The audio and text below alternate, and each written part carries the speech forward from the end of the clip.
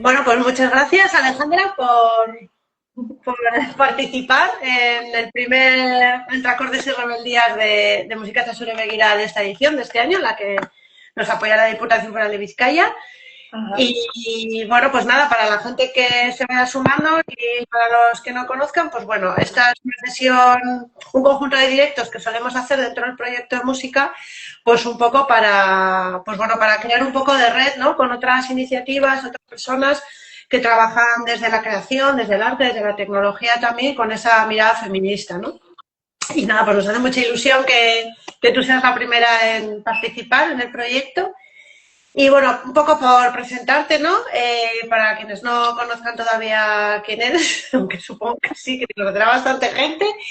Bueno, pues Alejandra es una artista visual investigadora que trabaja la intersección entre arte y tecnología desde una mirada feminista. Y bueno, pues tiene muchísimas obras, muchísimas intervenciones, ha participado en el Festival de Cine de Málaga, creo que andas en Femias también, que luego nos contarás. Entonces, bueno, pues si te quieres presentarte un poco más en profundidad y ver un poco, pues contar un poquillo cómo has llegado hasta aquí. Vale, vale. Bueno, pues no sé, yo realmente ya desde la universidad como que tenía no sé, muchas ganas de crear y yo me vi claro en el mundo del arte digital, de la imagen y como siempre me preocupaba por la imagen que estaba viendo de lo que a mí respecta, ¿no? Como género femenino. Entonces, desde el principio empecé a crear desde la identidad, ¿no? Cuestionando siempre la identidad. Y bueno, pues eso fue, si empecé la carrera en el 2000, ya no me acuerdo, hace mucho, bueno, pues ya como 2 o más años en activo, desde que estaba estudiando en la carrera, 2006, 2008, yo creo que 2008 mi primera exposición. Entonces, pues ahí empiezo, la verdad, y desde entonces ha sido no parar, porque, no sé, para mí es otra forma. Hemos visto en tu biografía que estuviste viviendo unos años en Ecuador con algunos proyectos culturales por allí. ¿Ese contexto cómo influyó? Porque nosotros, por ejemplo, cuando desarrollamos el proyecto de música, bueno, pues hemos establecido contacto con diferentes entidades y nos ha llamado mucho la atención que hay muchas asociaciones, muchas plataformas y colectivos bueno, en nuestro caso de gente que trabaja mucho en el tema de la música, con esa perspectiva feminista, de cuestionar un poco pues cómo se está trabajando ahora en la industria musical, en la música. Entonces, me interesaría saber un poco, ¿no? Pues eso, cómo influyó, ¿no? Estar esa temporada por allí. Claro, pues yo siempre he tenido una perspectiva muy desde aquí, ¿no? Desde donde nos encontramos ahora. Y siempre había mantenido una lucha desde mi práctica artística muy centrada en lo que a mí me rodea, ¿no? Pero la verdad que cuando yo llego a Ecuador, que me fui a trabajar en la universidad, eh, y además que lo tenía claro, que quería trabajar en la universidad, que quería seguir allí, pues claro, me di cuenta de otras diversidades, de otras problemáticas y de cómo desde allí trabajaban, por ejemplo, algo que a mí me costó mucho entender, cómo se habían apropiado del reggaetón, ¿no? Desde los movimientos feministas, ¿sabes? Sí, Y a mí eso me chocaba muchísimo, porque yo decía, no, no, esto no puede ser, o sea, tenemos que seguir manteniendo la idea de que el reggaetón es cosificante, ¿no? Pero no, desde que llegué allí, pues las mujeres trataban su cuerpo y de otra forma, ¿no? Que lo hacían lucha desde su cuerpo y como allí el baile es muy reconocido, les gusta mucho bailar, entonces eso no lo pueden negar. Entonces yo creo que tuvieron que ver la forma de apropiarse, de decir, esto es nuestro también, esto es nuestro y si queremos hacer reggaetón lo vamos a hacer. Y si queremos hacer, yo qué sé, bailar pegados, pues también, ¿no? Entonces me resultó muy curioso cómo desde los movimientos feministas ellas sí que habían abrazado las prácticas más de reggaetón, incluso canciones que a mí me seguían pareciendo un horror, ¿no? No, decían, no, nosotras lo decidimos, ¿sabes? Esa era la cuestión. Decían, a mí no me lo están imponiendo, yo lo estoy decidiendo. Entonces era distinto, ¿sabes? Porque desde el momento en el que somos conscientes de lo que esas letras de esas canciones nos obligan a hacer o en qué lugar nos dejan, Pues bueno, claro, yo creo que si tú lo replicas, ¿no? Si tú lo repites, pues ahí hay un efecto, ¿no? Exponencial que es muy peligroso. Pero bueno, ellas le trataban de dar la vuelta, ¿no? Y lo llevaban a su terreno y decían que sí, que sus cuerpos eran de ellas y que podían bailar y como quisieran. Pero bueno, claro, es que si atendemos a las letras, Sí, es que, por ejemplo, nosotras en el proyecto tenemos, además de lo que son los talleres, que es lo que tú dices, ¿no? Lo que, o sea, no tratamos de prohibir a los chicos y a las chicas que escuchen la música, pues porque eso aparte es imposible, pero sí que tomen conciencia de que, bueno, de las letras, pues eso, las letras, las imágenes que ven en los vídeos y tal, pues que sean conscientes de ello. Pero luego tenemos otra línea que es de, y lo llamamos un topagune, donde lo que queremos un poco es sistematizar pues toda esa metodología que hemos ido desarrollando con el tiempo. Y uno de los temas que ha salido en alguna de las reuniones de trabajo que tenemos es precisamente lo que has comentado tú, ¿no? Del reggaetón, que es algo que yo, la verdad, nunca me había dado cuenta. Yo tengo dos hijas adolescentes y escuchas las letras de las canciones de reggaetón y son, la mayoría, pues como son, ¿no?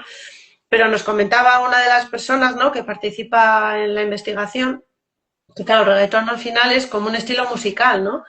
Pero que de suyo no tiene por qué ser machista o tal, sino que muchas veces es el contenido de las letras, ¿no? Y de hecho, nosotros a la hora de investigar y localizar, pues canciones, ¿no? Pues canciones que merezcan la pena, que se puedan utilizar incluso en los talleres. Encontramos muchas de reggaetón, lo que tú dices, ¿no? Donde son mujeres las que están cantando, las que tal. Y luego lo que has comentado del uso del cuerpo me parece también muy interesante, porque nosotros en los talleres podemos terminar o con grabación de canción, todo lo hacen los chicos y las chicas que participan, o con un flash mob. Y el flash mob, por ejemplo, le suele costar un ratillo, porque esto de ocupar el espacio, la expresión del cuerpo y tal, pues eso, o sea, con la canción entran más al trapo, pero con lo de ya los flash moves, les cuesta ya. no estamos tan habituadas a habitar cuerpos, a mover nuestros cuerpos, no estamos tan acostumbradas. Nada, Nosotros nada. no, tenemos que contagiarnos de eso, ¿sabes? Eso se tiene que mezclar ya. Pero bueno, Poco a poco. Oye, yo te quería preguntar por lo de Femias, porque estuvimos en un taller que hicisteis en Portugalete hace unos meses, para ver un poco, pues eso, los sesgos de género, ¿no? Y bueno, sesgos de todo tipo, porque yo la verdad es que aluciné en el taller. Y, por ejemplo, en el proyecto nuestro en música sí que hicimos, nada, un experimento un poco tonto un día, usando una app de inteligencia artificial con unas letras que habían grabado, creo que fueron unos chicos de un aula, y la pasamos por la app para sacar la música, ¿no? Y a ver qué canciones hacía. Y fue, o sea, tremendo.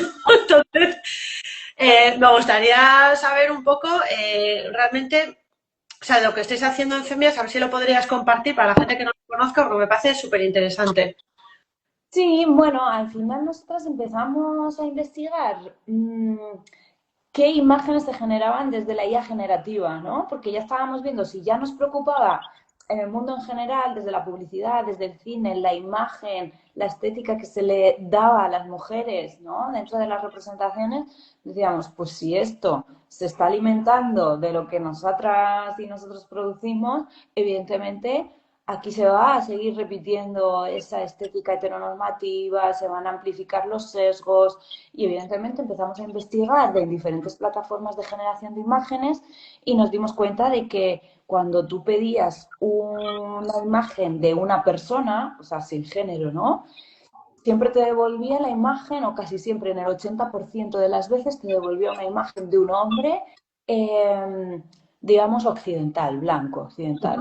Entonces, claro, nos parecía un problema porque se seguía invisibilizando a las mujeres, porque aquí hay mucha gente que va a utilizar las inteligencias artificiales sin un objetivo concreto, preguntando así al azar, y nos dimos cuenta de que cuanto más general eres, si no tienes un prompt o una frase específica que tú le pides, él va a tirar a su Sí, imaginario. es Y su verdad. imaginario está lleno de sesgos y su imaginario no visibiliza la diversidad de géneros e identidades que tenemos en este planeta. Entonces, claro, dijimos, buf, menuda bomba, ¿no? Esta herramienta del futuro que venía aquí a ayudarnos, pero claro, es una herramienta que no está pensada para las personas, está pensada para las empresas. Probablemente nos daremos cuenta dentro de unos años, ¿no? Que ahí hay unos intereses muy grandes.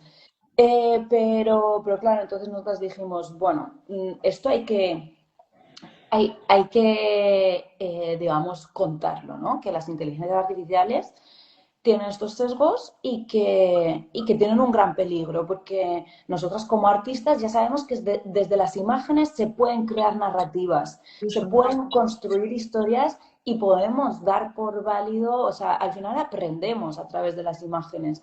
Entonces, si de repente tenemos una herramienta que produce 34 millones de imágenes al día, y de esas 34 millones de imágenes, el 80% no cumple con un mínimo ético de representación, entonces tenemos un problema. Porque si antes, bueno, podíamos ocuparnos de ser un poco más cívicos y conscientes entre nosotras, entre nuestras producciones, lo que subimos, esa máquina ya no la podemos controlar.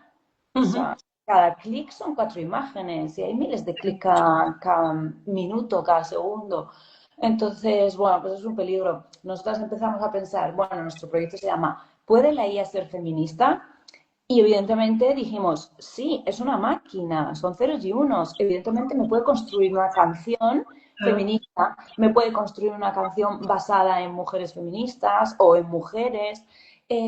Pero claro, el problema es que si sus bases de datos no tienen mujeres artistas, entonces ya perdemos un punto de vista, porque ya sabemos que todas las cosas, depende cómo las creamos, tienen una huella, tienen la huella de su creador o de su creadora. Eso. Entonces, no es lo mismo, pues pongámonos a pensar, una silla creada por una mujer que una silla creada por un hombre. Pensémonos, o sea, fíjate que la silla es algo muy básico, todas nos imaginamos la misma silla, pero probablemente nosotras pensemos en generar una silla de una forma distinta a la que lo piensa un hombre, porque le damos otro punto de vista. Entonces, ¿qué es lo que pasa? Que estas herramientas, estas imágenes, llevamos pues décadas, siglos, bajo una mirada patriarcal. Entonces, bajo una mirada súper masculinizada, todo se ha creado desde la mirada masculina. Mm. Entonces, claro, tenemos que empezar a generar nuevas herramientas, tanto de inteligencia artificial, obras, imágenes, que visibilicen, que critiquen esto, que nos den otra perspectiva, que nos muestren la diversidad. Entonces, claro, el problema que tenemos con la inteligencia artificial son sus bases de datos. No están cribadas, no Mm. tienen no tienen ese filtro. Como necesitan tantísima información, lo que hacen es ¡buah! Todo, todo. Sí, es que a Entonces, nosotros nos llamó la atención. En el taller, por ejemplo, hicisteis dos prácticas.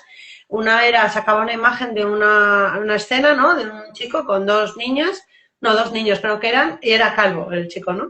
Entonces nos dijisteis, hay que reproducir esta imagen, cada una o sea, era imposible sacarle calvo, o sea, daba igual que lo pusieras en castellano, en inglés, con poco pelo, sin pelo, o sea, daba igual lo que pusieras. Y luego también pusisteis para reproducir una imagen de una persona con síndrome de Down.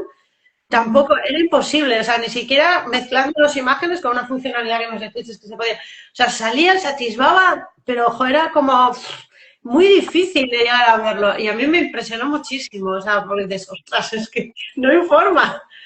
sí, Todo pero porque perfección, ¿no? invisibiliza muchísimo, lo que no le gusta lo invisibiliza. Entonces, claro, al final esto es ahora nuestro medio de comunicación, son nuestras redes, es nuestra televisión y lo que no está en los medios no existe, ¿no? Es una frase que se ha dicho siempre. Entonces, si ya tenemos una herramienta que ni siquiera es capaz de crearnos, ¿no? En toda nuestra diversidad, toda nuestra complejidad, porque la IA es edadista, es clasista, es racista, es gordofóbica. Entonces, joe, es que no puede ser, no puede ser. Y en verdad la solución es relativamente fácil, ¿no? Lo vuelvo a decir, es la base de datos. Intentarlo, sí. Sí, lo único que, claro, nos están vendiendo unas IAs que, vale, funcionan bien porque son de grandes empresas, de grandes corporativas, pero es que deberíamos de volver a pensar en pequeñas IAs, aunque no funcionan tan bien, aunque no me den esa estética o tal, porque no estamos haciendo ningún bien, absolutamente. O sea, tendríamos que volver a pensar en una IA, pero desde lo artesanal, desde lo más colectivo, desde lo más local, sin que sea tan mundial, porque esas IAs no están pensadas desde lo Ya, general, están pensadas desde un nicho al final. Y encima tienen un montón de problemas también, extractivismo, no sé, o sea, están... da muchas cosas además ahí alrededor. hay muchas cosas alrededor, pues toda la explotación en el sur global, aparte de la invisibilización, no sé. Entonces, buf, o sea, que nos habían prometido aquí algo muy bueno. Está claro que llevamos pocos años, pero evidentemente tiene que cambiar mucho porque hay mucho peligro detrás de esta herramienta. Sí, yo creo que tampoco la gente es muy consciente, ¿eh? En el día a día estás con ello y tú misma cuando le escribes un prompt, pues inconscientemente muchas veces ya, yo lo utilizo mucho en mi actividad profesional y ahora sí que me doy cuenta, pero hasta ahora ya tengo un poco más de cuidado, muchas veces involuntariamente te están metido, ¿no? Que no te das cuenta y dices, eres un consultor, ay no, espera, soy una consultora, o sea, ya te das por ahí, ya no es como, pues es que ya es una liada. Y yo te quería preguntar, porque claro, nosotros, por ejemplo, el proyecto de música, claro, al final los chavales, las chavalas escuchan música, pues eso, con las plataformas, a través de las redes sociales, pero claro, ya empiezan a utilizar mucho la inteligencia artificial. Entonces, y aprovechando que estás aquí, no sé de qué manera, ¿no? Podríamos nosotras incorporar la actividad que hacemos la inteligencia artificial, porque nosotros, por ejemplo, nos habíamos planteado decir, bueno, de la misma forma que llevamos toda la cacharrería al aula para que puedan hacer una grabación, por las limitaciones que hay, ¿no? Pero bueno, una grabación de canción allí, no sé, igual se podría utilizar alguna plataforma o no sé, estoy haciendo así en plan marciano total, pues es utilizar la IA en el aula una vez que hayamos hecho ese análisis, esa toma de conciencia, ¿no? De las letras y que ellos pudieran crear algo utilizando la IA, ¿no?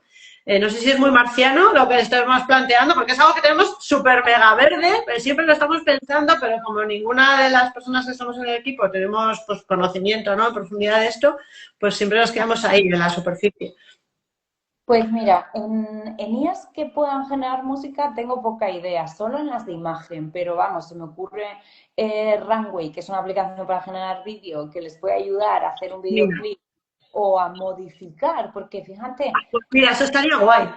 me resulta muy interesante pues la capacidad que tiene la IA para reescribir la historia, porque así como la imagen ha sido inmutable, la imagen, la fotografía es temporal, pertenece a un tiempo, esto lo que sí que nos permite es reescribir ese pasado de una manera muy fácil, ¿no? Coger imágenes de archivo y reescribirlas, que aparezcan mujeres en videoclips en los que eran puro hombre, ¿no? O Ah, sea, hay que introducir elementos críticos dentro de cosas ya existentes, como ese pequeño glitch o ese pequeño elemento que pudo estar y que no le dieron lugar, ¿no? Y entonces, ¿cómo poder reescribir esos videoclips desde otra mirada, incorporando lo que estuvo, pero que no le dejaron ser, que es la presencia de las mujeres?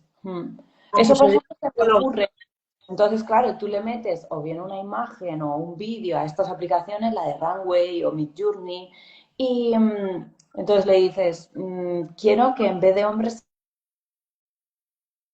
tratándole de dar la vuelta también, ya, ridiculizando un poco estos videoclips como de los de proyectos de publicidad que se ha hecho alguna vez, ¿no? Exactamente, sí, por ejemplo, yo me acuerdo, yo antes dirigía un festival de cine experimental feminista y yo me acuerdo una argentina, Nadia, que me mandó un cortometraje que me pareció brutal y era la recreación, pero tal cual, en físico, de unos anuncios de mujeres, pero hechos por hombres, ¿no? Entonces, para evidenciar lo ridículo que era, ¡ay, qué bien me siento con esta crema anti-age! ¿No? Entonces era como muy divertido ver al hombre como, ah, ¿no? Es como, ¿y por qué me haces a mí como si yo esta crema anti-age me fuera a arreglar la vida y que con esto yo soy súper feliz? Pues no.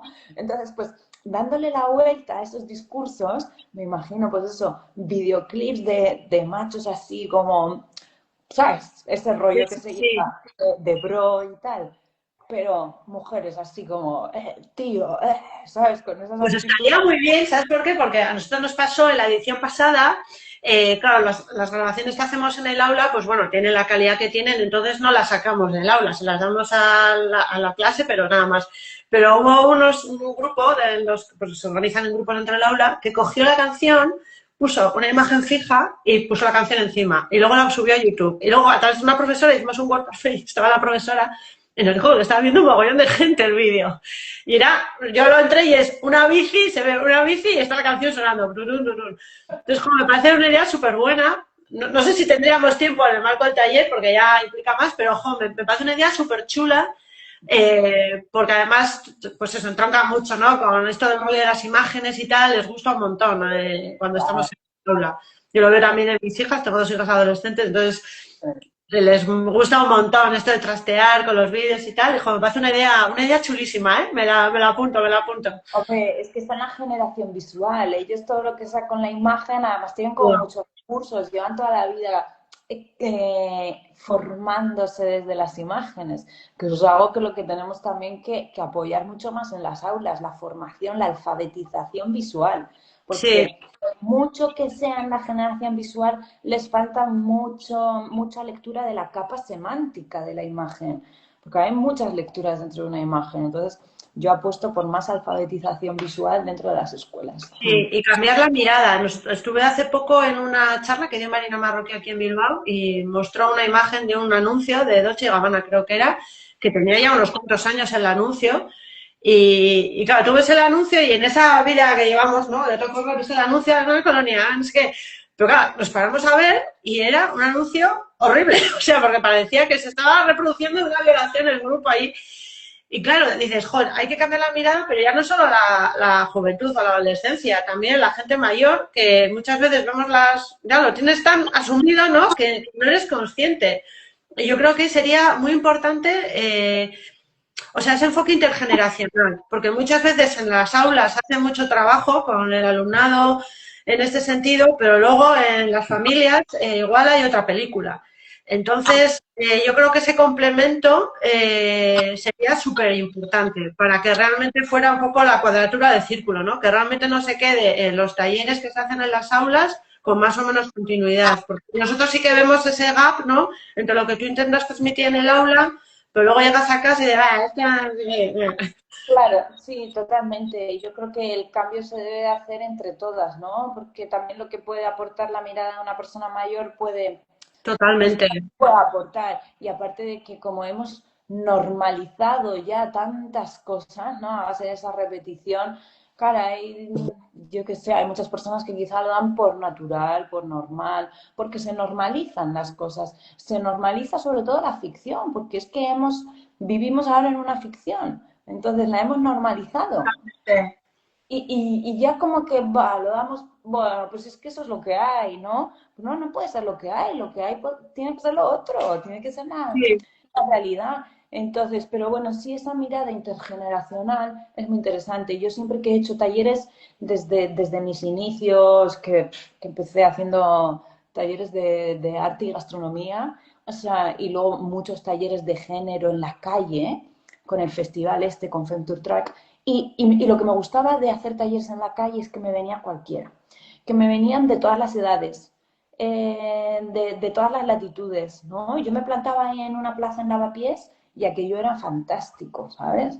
Porque esa riqueza, esa diversidad aportaba muchísimo, mucho. sí.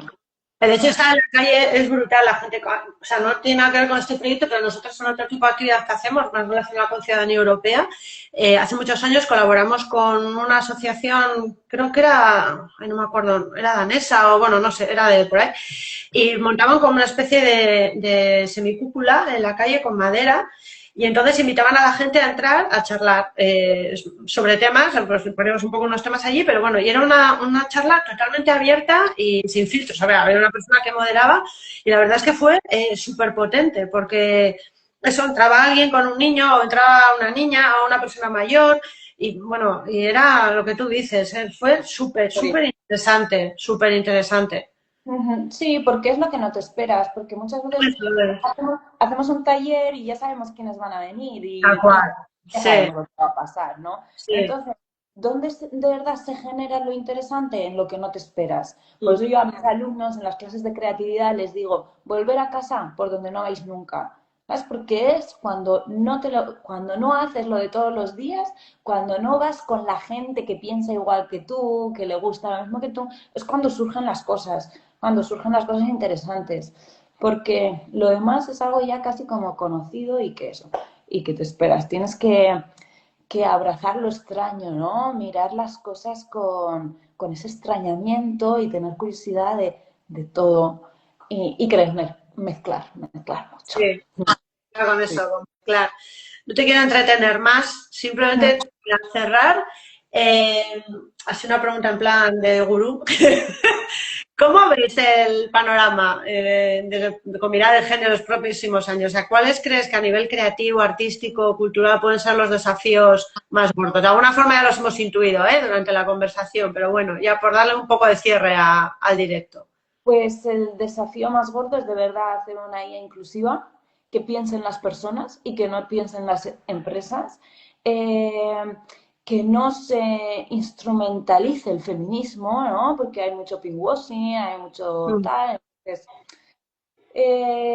no sé, que seamos capaces de ser conscientes, críticas y frente a esta individualidad generar otras formas nuevas de colectividad y de alianza, ¿no? Desde lo online, desde lo presencial, desde lo que sea. Pero bueno, para mí principalmente eso, la IA ética, sostenible, basada en los afectos, una IA feminista, ¿sabes? Que no es más que coja los principios del feminismo pero desde su creación, desde su mantenimiento y desde qué es lo que produce, porque el cómo ha sido creada también influye mucho.